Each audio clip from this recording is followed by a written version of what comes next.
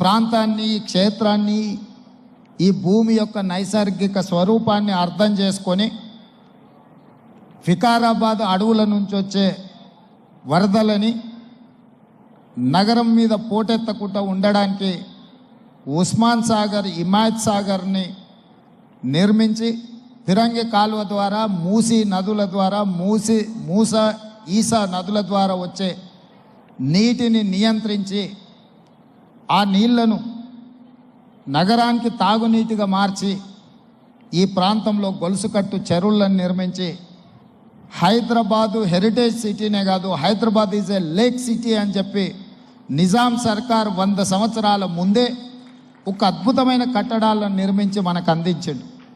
వారి వారసత్వంగా వచ్చిన ఈ కట్టడాలు మొన్న జరిగిన ఎండాకాలంలో తాగునీటి సమస్య వచ్చే కృష్ణా, గోదావరి ఎండిపోతే హైదరాబాదు నగరానికి దాహార్తి తీసింది గండిపేట, అంటే ఉస్మాన్ సాగర్, హిమాయత్ సాగర్ నుంచి ఈ నగరానికి తాగునీటిని వాడుకున్నామన్న సంగతి రాష్ట్ర ముఖ్యమంత్రి నేను చెప్పదలుచుకున్నా.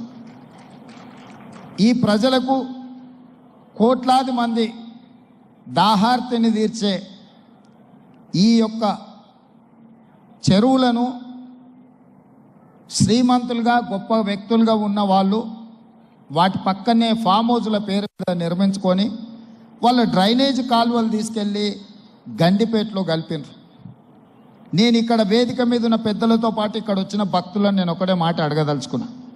ఇవాళ వాళ్ళ విలాసవంతమైన జీవితం కోసం నిర్మించుకున్న ఫామ్ హౌజుల నుంచి వచ్చే డ్రైనేజ్ గండిపేటలో హిమాయత్ సాగర్ తాగునీటిలో కలిపితే ఆ నీళ్లు హైదరాబాదు నగరానికి తాగడానికి సరఫరా చేస్తుంటే వాళ్ళు నిర్మించిన అక్రమ నిర్మాణాలను వదిలేస్తే ఇక నేను ప్రజాప్రతినిధిగా విఫలమైనట్ట కాదా మీరు ఒక్కసారి ఆలోచన చేయండి.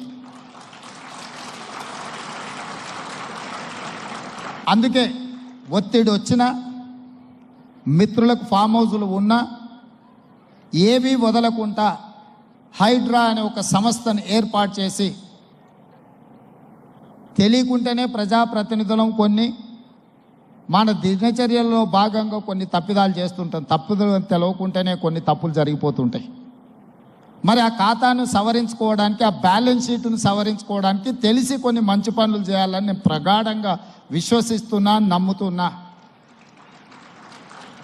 ఆ తెలిసి చెయ్యాలనుకుంటున్న మంచి పనులో భాగము ఈ చెరువులను చెరబట్టిన వాళ్ళ నుంచి విముక్తి కలిగించాలన్న ఏకైక లక్ష్యంతోనే ఈరోజు చెరువులను ఆక్రమించుకున్న వాళ్ళను ఎవరిని వదలకుండా ఉక్కు పాదంతో అణిచివేయాలన్న ఆలోచన, అందులో నిర్మాణాలను ఏ ఒత్తిడి వచ్చినా వెనక్కి తక్కకుండా తొలగించాలన్న ఆలోచనతోనే ఈరోజు ఈ చెరువులలో ఉన్న అక్రమ కట్టడాలను కూలగొడుతున్నాము.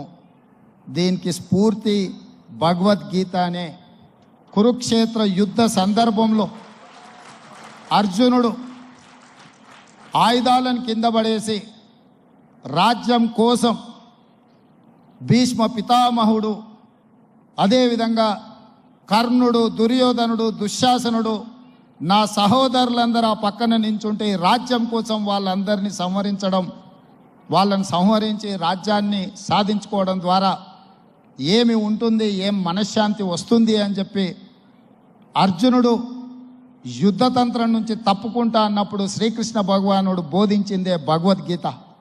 చంపేదెవరు, చంపించేదెవరు, లోక కళ్యాణం కోసం నీ బాధ్యతను నెరవేర్చాల్సిందే.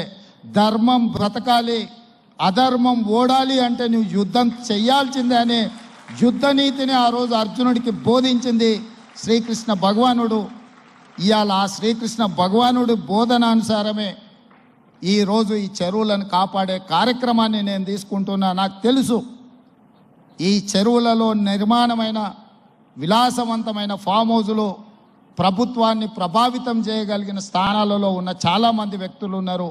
ప్రత్యక్షంగా ప్రభుత్వంలో భాగస్వాములు అయి ఉండొచ్చు, లేకపోతే సమాజం మీద బాగా ప్రభావితం చేయగలిగిన వ్యక్తులు ఉండొచ్చు. కానీ వాటన్నిటినీ నేను పట్టించుకోదలుచుకోలే. ఇది భవిష్యత్ తరాలకు, ఇది రాజకీయాలకు సంబంధం లేదు. నేను స్పష్టంగా చెప్పదలుచుకున్నా. రాజకీయాల కోసమో లేకపోతే రాజకీయ నాయకులను కొంతమందిని దృష్టిలో పెట్టుకొని చేపడుతున్న కార్యక్రమం కాదు ఇది.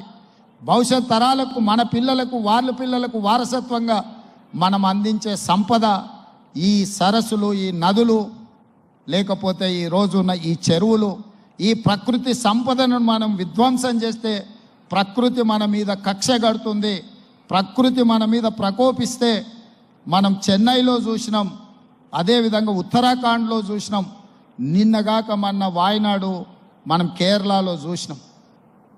ఈరోజు ఇలాంటివన్నిటిని దృష్టిలో పెట్టుకున్నప్పుడు ఈ హైదరాబాదు నగరాన్ని రక్షించుకోవాల్సిన బాధ్యత మన అందరి మీద ఉన్నది. ఇది ఒక సుందరమైన నగరం. ఈ నగరానికి ఈ చెరువులే ఒక అందం. ఈ చెరువులను కాపాడే బాధ్యత ఈ ప్రభుత్వం తీసుకుంటుంది. ఎవరు ఏమనుకున్నా, ఎవరు ఏ ఒత్తిడి తెచ్చినా వాటన్నిటిని పక్కన పెట్టి చెరువులను ఆక్రమించుకున్న వాళ్ళ భరతం పడుతుంది ఈ ప్రభుత్వం అని చెప్పి నేను ఈ సందర్భంగా తెలియదలుచుకున్నాను.